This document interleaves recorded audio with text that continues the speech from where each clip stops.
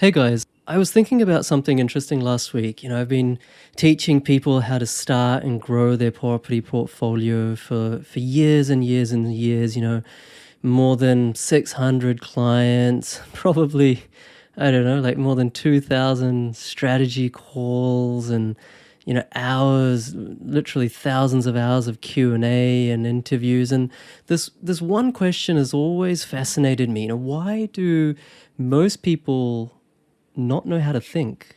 Like, why do they cause themselves problems and just fail to see? My conclusion is that delayed feedback is the secret to everything. Okay, well, like one thing I found that smart, successful people have in common is long-term thinking and a mind that's wired for delayed gratification. The one thing all the non-smart, unsuccessful people have in common is short-term thinking and a mind that's wired for instant gratification. People who succeed in life are able to, I found, think far into the future, set a goal for themselves, reverse engineer it back to the now, and then basically get to work on the small, insignificant, mundane task required to actually get there. Successful people's actions don't create effects or feedback or rewards until a distant time in the future. And they're totally okay with that. Like, that's normal. Whereas unsuccessful people, they don't think out into the future beyond just a couple of months. They don't set goals, they don't reverse engineer, and they never get started on the mundane tasks required to actually get there because the there for them, the goal is undefined. So like their lack of future vision means that they can't optimize their daily decisions and then actions. So basically like they fall back to and like optimize for short-term rewards. It's like reading a book, it's slow. There's no flashing lights, there's no feedback. The gratification doesn't happen until you get like super deep into the book, which is 30 minutes to an hour into the book, beyond most people's level of concentration. And most successful people read books. Most unsuccessful people watch social media and Netflix. So the point of this rant is if you want to succeed in life, you got to unhook yourself from instant gratification and start training your mind to actually enjoy the pattern of delayed feedback. Good things take time. Mastery takes time. Pretty much everything meaningful takes time. Things that come fast, that come easy, for the most part, are just worthless. So short-term thinking and the pursuit of instant gratification feedback is essentially the sacrifice of long-term desires for the instant reward of now. So having a better today at the cost of tomorrow and the denial of that fact. I'll read that again. Having a better today at the cost of tomorrow and denial of that fact. So that's my rant, and I just wanted to use that as the preface for this episode where I'll be asking, well, basically answering two questions. The first question is, how do we buy a property without a deposit, using other people's money? And the second question of how to use equity to multiply your property portfolio, to multiply your wealth without needing any cash. Everyone's got equity in their home right now. How do you tap it and multiply your wealth, create a multi-million-dollar portfolio without putting in any cash? These are the two questions that I'll be answering. And to link it with my monologue at the start, guys, property investing takes time. I'm so grateful that you listen to these episodes because I can tell you most people don't do this type of education that you guys are doing. So pat yourself on the back and keep at it. Do you want to achieve wealth and passive income through property investing? PK Gupta, host of Oz Property Investment Mastery, will help you achieve passive income by buying top 5% growth and positive cash flow property and building a portfolio using data without you wasting months of time doing research, spending weekends at inspections, or dropping $10,000 to $20,000 on buyer's agents each time. So if you are confused and overwhelmed by the amount of contradictory information available online and don't know where to start, then this show is for you. All right, first question. How do we buy a property without a deposit using other people's money? Here it is. So let's say you might want to buy a $500,000 property, wherever that is, let's say. Regardless of whether it's to live in or it's to invest. Let's say for this episode, it's to invest in. You need for a $500,000 property, roughly about 20% deposit, which is $100,000. Let's park lender's mortgage insurance. I've done other episodes on that. We'll come back to that. That's another way to get by this problem. But let's say you don't want to play lender's mortgage insurance. You need $100,000. Let's say you only have $25,000. You're like, all right, well, every day, every week, every month, I can see basically in all parts of Australia, property prices rising. This is killing me because every week I'm just getting further and further away, right? Because that property is rising in value. That suburb, that city is rising in value. So what do I do about this? Guarantor loans. I don't think many people know about these. I don't think enough people utilize them. I don't think enough people are educated to really know just how low risk these strategies are. So guarantor loans. What guarantor means is that your parents, let's say, they effectively loan you the balance. So you need $100,000 to buy a $500,000 property. Let's say you only have $25,000. Right? So you've got a shortfall of $75,000, 100 minus 25. So guarantor loans are where your parents, they don't give you cash. They just refinance their own property and tell the bank that they can take, the bank that is, $75,000 of equity from their own house and make up that shortfall of 75,000, 100 minus 25. All right? And the beauty is that your parents don't need to dip into their savings or offset or anything like that. Chances are, if you've been living in Australia for more than 1 year, you have an incredible amount of equity in your property, right? And if you have parents that live in Australia, chances are they have a ton of equity in their property. So it doesn't make sense for them to be cash rich and their children to be, so poor, quote unquote, insofar as not even being able to get a property, right? It doesn't make sense. And so this is what the banks say. They say, okay, well, parents, dear parents, you're you're asset rich.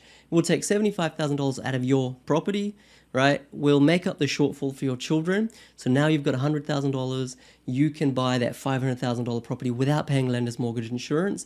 And by the way, you're like, okay, well, how do I convince my parents that they should actually do this? How do I convince them that this is a good idea? How do I convince them that this is not super high risk, right? Well, it's not. You can repay your parents as soon as the equity that you have in your property is equal to 20%. Okay, so right now, your equity, excluding your parents' 75, is only $25,000. All right, so $25,000, as a proportion of $500,000, the value of the property is very small. You can release your parents from this, guarantor relationship as soon as you have $25,000 plus the balance of 20% of equity in that property. So you might be thinking, well, that's not going to happen anytime soon because I don't save $50,000 a year. Don't worry. All right, so let's say that $500,000 property rises to $600,000. That might take, in this environment, it might take 6 months, but let's say in normal times, that takes a year, 2 years, 3 years. Let's just be conservative. That's a very conservative approach if you know what you're doing, if you follow the data. Right, let's say 1 or 2 years, something like that, which is entirely, it will happen if you know what you're doing in the next, right now, right? So basically in a year's time, your property will go from 500 to 600, which means you do have now 20% equity of your own, right? And so then you just go back to the bank and say, well, I have 20% equity now. I didn't when I started. My parents, loaned me their equity, $75,000 to make up the shortfall. I got 20% of my own equity now because the property has risen by $100,000. release my parents. Your parents get their money back, their finances are untouched.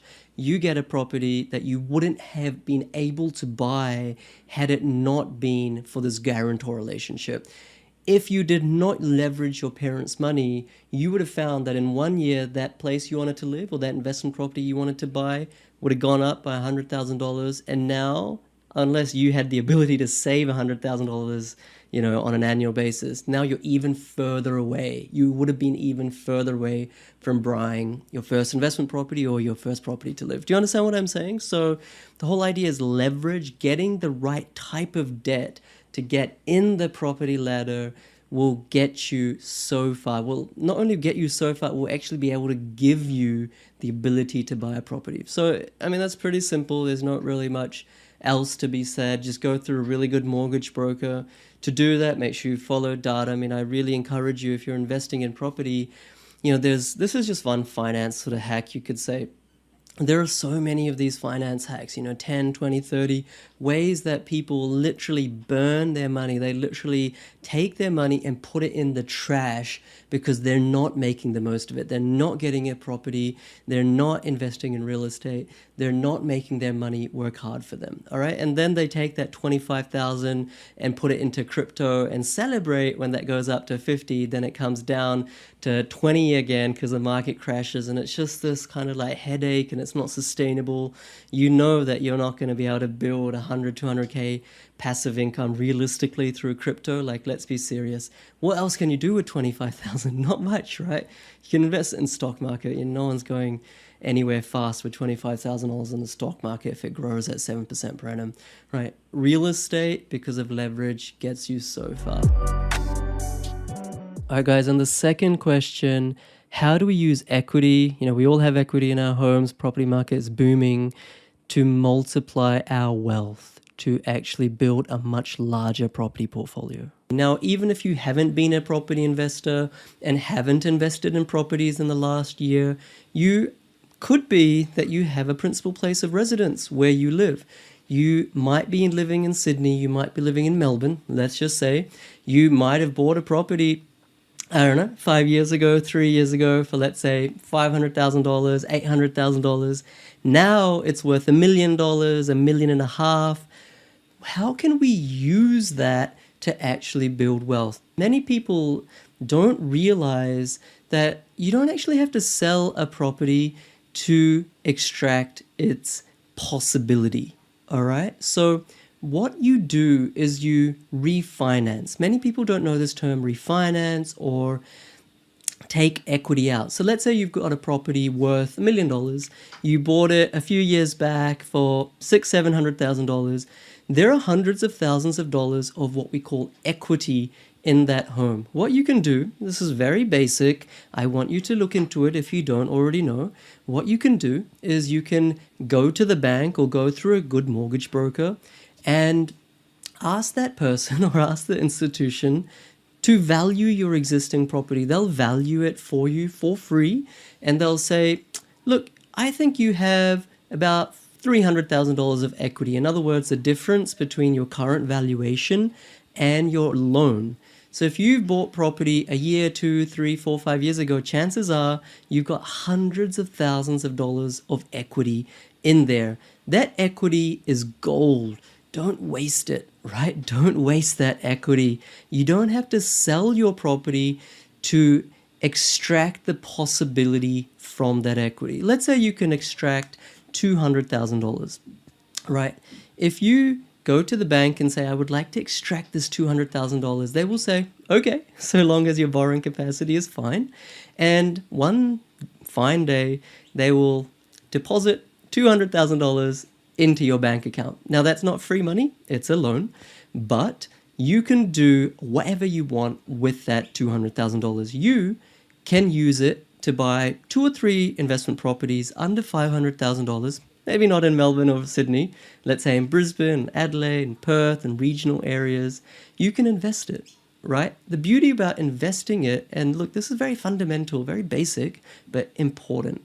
The beauty about investing it is that you will take, let's say, $70,000 of that $200,000 equity, and be able to buy a property worth $350,000, including all transaction costs. All right. Now, that 350K property, as long as you follow data, will rise in value, right? So let's say you have extracted $200,000 of equity. With that $200,000 of equity, you should be able to buy $1 million worth of property. Whether that's 2 properties or whether that's 3 properties that are a bit cheaper, $1 million portfolio you can build using $200,000 of equity. The beauty about that is that $1 million portfolio, let's say in 5 years' time, so long as you follow the data, so long as you know what you're doing, it will grow in value. That growth could be a few $100,000, it could be $600,000-$700,000, it could be $500,000, but let's just say $500,000 in 5 years' time. 50% growth seems pretty reasonable. Let's just go with that. Now, that 50% growth or $500,000 of growth on a base of $200,000 is a multiple of 2.5 times, or in other words, 250% return on investment. Where else can you get a $250,000? Where else can you get a 250% return on investment in 5 years' time? Not many places, right? Maybe Bitcoin or places like that. I don't know anything about that, but that's very high risk. Property, you have something you can touch and feel. You own land, right? So that's the beauty of it. You have become a property investor because you started off with equity. You don't need savings in the bank. Even if you have 0 savings in the bank, that equity is sufficient to get you those 2 or 3 properties. And if you're buying in good locations under $500,000, you should be building some passive income along the way as well, right? And I just think that not many people fully comprehend the possibilities. Those of you who follow me, you'll probably be thinking, PK, this is very basic, very fundamental. It's not really teaching me anything. But this right here is catering to those who are brand new, who know they have made money by their principal place of residence increasing in value, but don't fully understand the consequences, the positive consequences of that. They can go and refinance their principal place of residence, take money out without needing any extra savings. They can use that to build a portfolio that will give them passive income. In other words, net income after all expenses to substitute or add to their PAYG income or business income. And they will build wealth. They will gain that capital growth. This is how many property investors start, right? You don't need savings. And I know that basically all homeowners in Australia have equity in their home because basically everything has gone up in value over the last 12 months, last 18 months. So don't let this opportunity pass you by. Don't think it's high risk. Everything carries risk, right? But in my experience and in the experience of probably hundreds of thousands of investors in Australia, Australian residential real estate is as blue chip an asset class as you can get globally, right? In the last 40 years, prices have only fallen 3 times, and the maximum they fell was 5.1% in 1 year, all right? They've only fallen 3 times in 3 years in the last 40 years. Now, history is not always a good predictor of the future, but history does tend to rhyme. There tends to be a rhythm about an asset class. So the point of this is to say, let's just break it down. Your house has gone up in value. Go to the bank, go through a mortgage broker, refinance it. Get that difference between your valuation and loan out. Use it, make your money work hard for you. Especially right now, in a time where there is inflation, money in the bank is going backwards. Do something with it. You have this untapped asset. Equity is endless possibility. Use it. Use it, use it, use it. Because what you'll find is that in 5 years' time, you've built hundreds of thousands of dollars of capital growth. You've built tens of thousands of dollars of passive income simply because you happen to live through 2020, 2021, where your own home went up in value. Okay, so it's not hard. The steps to do or to follow: go through a broker, refinance, get the equity out, then create a strategy. Strategy means, what should my budget be? How should I cut up my $200,000? What is the budget? What's the yield that I'm looking for? What should my risk appetite be? Do I want to be an active investor, subdivide, renovate, or that's all too hard for me, I just want to be passive? That's a strategy. Once you have a strategy, then you do location selection, suburb selection. Suburb selection means of the 15,000 suburbs in Australia, where is the data the best for positive cash flow and capital growth? Then it comes to finding the best pockets within those suburbs, right? Because there's always good streets, bad streets, good properties, bad properties in any suburb. Then you need to value those properties so that you don't overpay. Then you need to negotiate so that you don't pay market value. Ideally, you get something at a bit of a discount. Understand the tax side, because you can actually save tax on this journey. The legal side, which entities to buy this in to protect yourself and save tax. And then finally, build a team around you. It's not hard. Mortgage broker, conveyancer, solicitor if you need that as well, property managers, etc. You just don't need a few good people that will guide you through that. It's not scary. Keep it simple, guys. Property investing doesn't need to be scary. Yes, there's days worth of content on my channel about various dimensions and aspects of property investing, but at the heart of it, you have equity in your home. I know it. Most people do right now. Use it, and that will mean that in 5 years' time, you look back with a smile because you've used that opportunity. Thank you for being with me, guys. My name's PK. I'm genuinely hopeful that you stuck around and got the most out of this last half an hour of your life. Thank you for dedicating it to your own improvement, investing it in your own financial improvement, and best of luck.